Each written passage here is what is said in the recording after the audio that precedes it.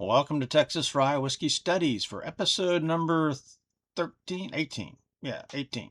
For our National Rye Whiskey Tournament number 10, as we examine Blackland Rye Whiskey 83 proof. Coming to you from Fort Worth, Texas on Mother's Day, Sunday, May the 10th, 2026, where it is currently 71 degrees with thunderstorms inbound. I am studying a sampling of rye whiskeys from around America and Canada, and maybe even some from Europe, that are under 90 proof in this first bracket. I review one whiskey per show, and then after doing two whiskeys, I do a one-on-one competition, a match, as part of the tournament. After this first round is finished, then I'll take all the winners into the next round and eventually, hopefully, find my favorite rye whiskey under 90 proof. So far, I've studied 6 rye whiskeys with 3 matches, and the winners have been Basil Hayden Dark Rye, Jim Beam Rye, and Basil Hayden Malted Rye. Jim Beam's well represented here. So let's see what the Blackland Rye is like. Now, I have previously reviewed this whiskey on my channel, but about 4 years ago. And then I also conducted a Texas Rye Whiskey Tournament, and it won its category. So this has been a long-time favorite, but it's also been in the bottle for a while.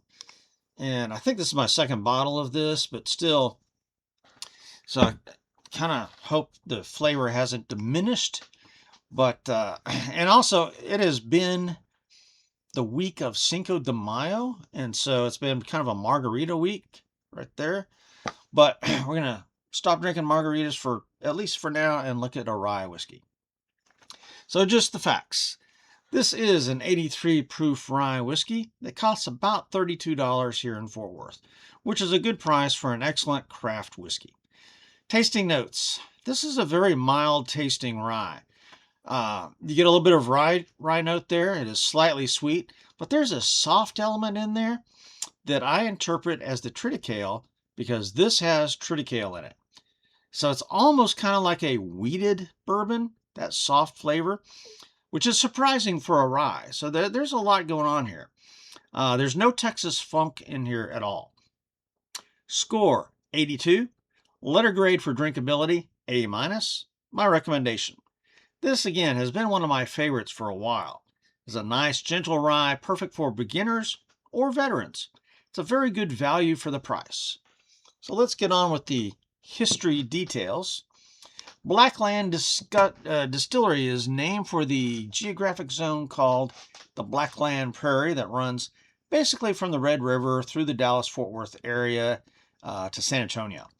As the story goes, it was called Blackland because the grasslands would catch on fire during the long, hot, dry summers when thunderstorms would cause lightning to strike on the grass and start a fire. Or another view of that is the Native Americans would occasionally start the fire, either just for fun or by accident, or because they understood that when you burn off the grass, what comes back afterwards is actually enhanced. After the prairie fires, the land would be black with ash, which actually nourishes the ground, so the prairie grows back stronger. I love the fact that a distillery and a whiskey are named for a geographical area in this regard, because Balcones whiskey is named for an underground fault line that runs through that part of Texas. So I like when distilleries or whiskey brands name themselves after something local.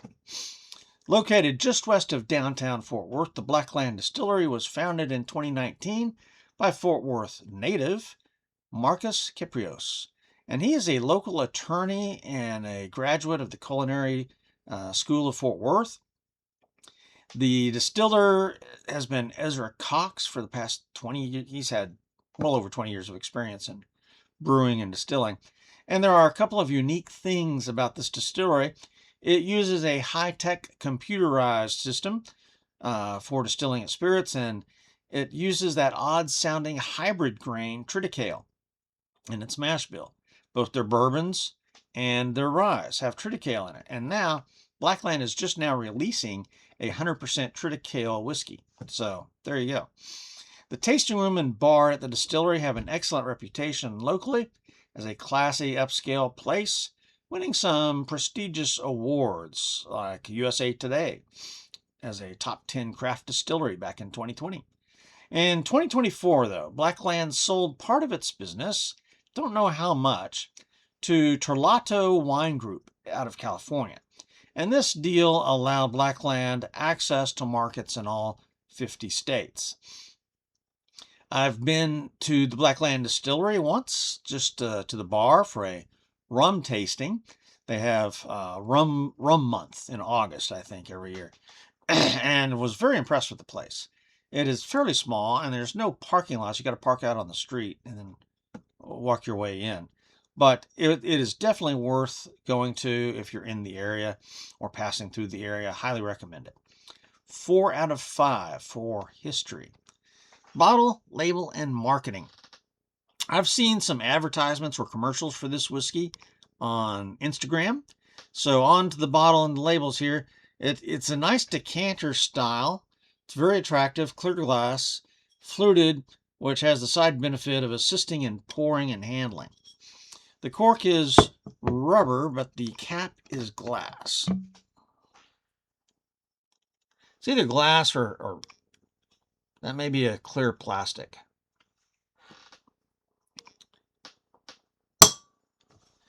Okay, the label is a very simple thing. And just initially, you think, well, it's kind of a cheap-looking label. But actually, if you look at it more closely, there's some complexity in there that's probably hard to see on the camera. But the label is embossed with a circular pattern that says Blackland, Fort Worth. And there's a sheaf of what I presume to be triticale in the middle. Could be any grain, though. It's not corn, so it could be barley, could be rye. And so it is actually fairly cool for a label. And in black script, you've got some information about the whiskey. It says, handmade in the Blackland Prairie. The Blackland Prairie runs from the Red River to the north down to San Antonio in the south. Lightning fires cleared the land for native tall grass to thrive in the rich, dark soil. And then the big, bold Blackland Rye whiskey stands out there. You have to dig a little bit to see all the other stuff, though. In tiny silver print down at the bottom, it says Fort Worth, 41.5% alcohol by volume, 750 milliliter. And keep in mind that this is a fairly young company, so they are slowly building their label, building their brand, and now they're producing at least some of their whiskeys entirely with Texas grains. So this one is it says blended and bottled. So that word blended by Blackland Distillery, 70% aged for 2 years. I'm not sure what that means. 70% of this is 2-year-old, and maybe some of it's younger. Is that what that means?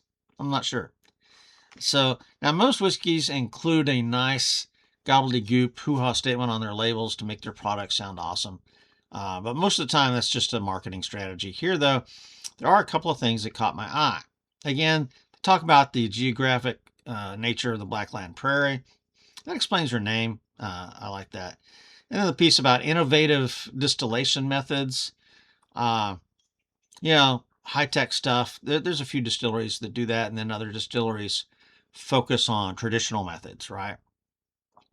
Remastered spirits, though, is a term on here. It's a bit of a mystery for this rye. So some of it, I think, is coming from Minnesota, but it remains unclear. And then it says for the modern drinker.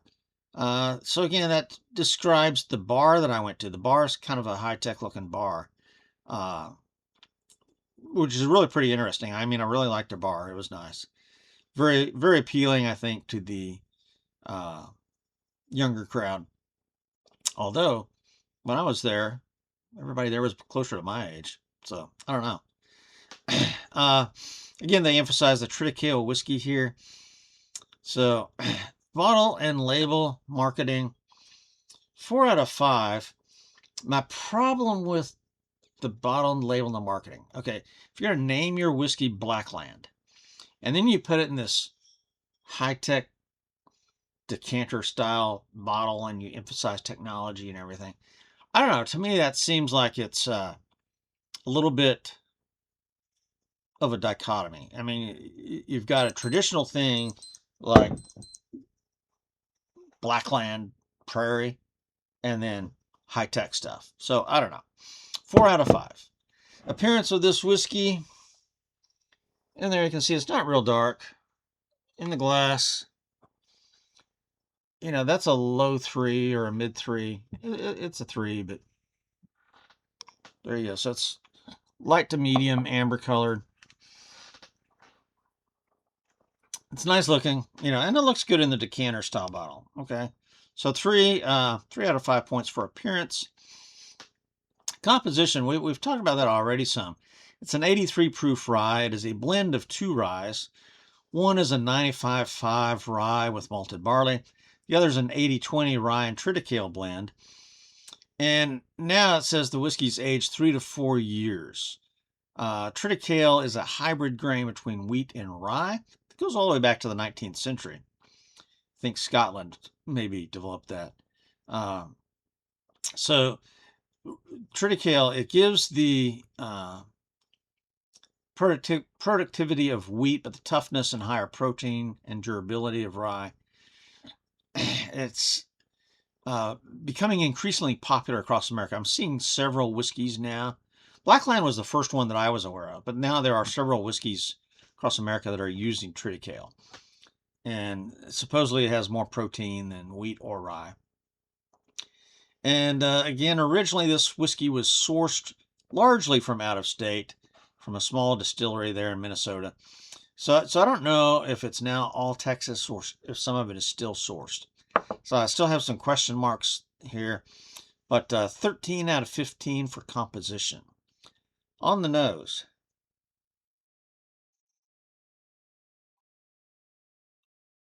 kind of a sweet whiskey smell on the nose.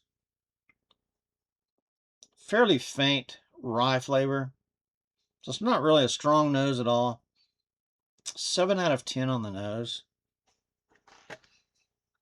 Just, at 83 proof, sometimes you're not going to smell a lot. All right, let's go in for the taste.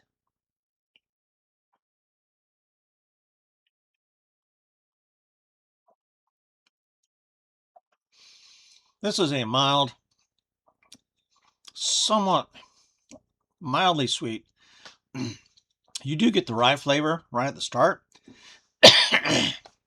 but there's also this softer element in there somewhere that I interpret as the Triticale.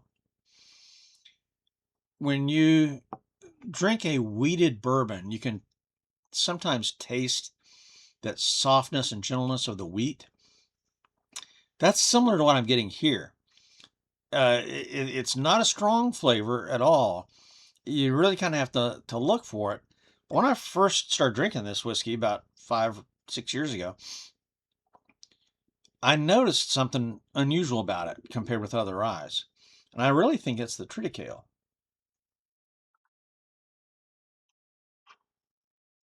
And there's no Texas funk in here at all.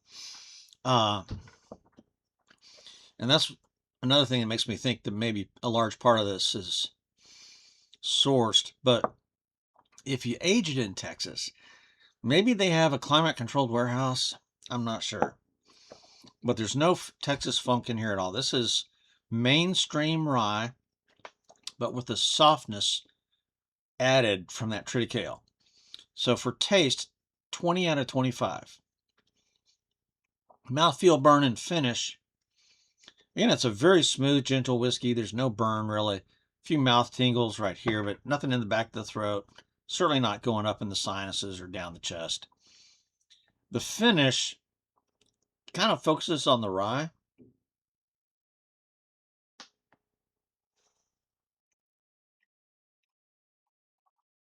But that Triticale in there, that really adds a unique dimension to this. And that's why I like it so much.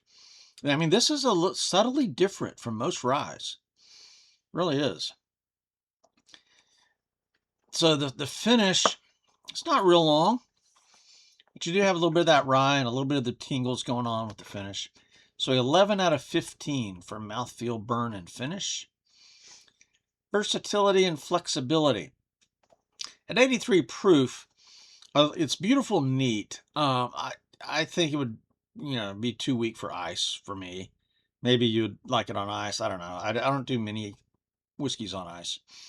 Now, as a mixer, I have tried this in an old fashioned using Angostura bitters, a turbinado sugar cube, 1 star of anise, and an orange peel. And that came out really pretty good. Though I think if I had not used the star of anise, it would have been maybe a little bit weak. So I don't have much left in here. So I guess I'll go ahead and make an old fashioned, and I'll be right back. And I'm back with an old fashioned that I made slightly different from the one the other day. Now, first thing I want you to look at, see that thing that looks like a big bug in my glass? That's the star anise, or Mothra, depending on your point of view. And then there's the dark Luxardo cherry. I did not put an orange peel in here this time because I used orange bitters along with Angostura bitters. And then also turbinado sugar cube. And this one was misshapen. It was actually kind of like a sugar cube and a half. They kind of stuck together. So this is going to be pretty sweet. But I prefer turbinado to regular, just plain white sugar. All right, let's see how this creation works.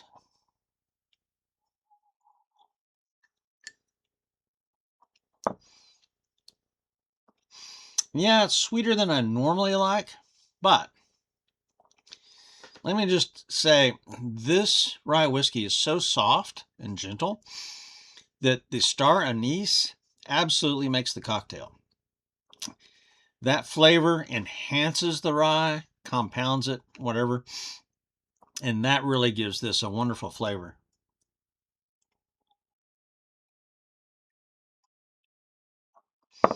But yeah, that turbinado cube was too big, so it's a little bit too sweet for me, but still came out pretty nice. The orange bitters worked. If you don't have an orange to peel, if you have orange bitters, that absolutely works. And then that Angostura bitters helps balance it all together.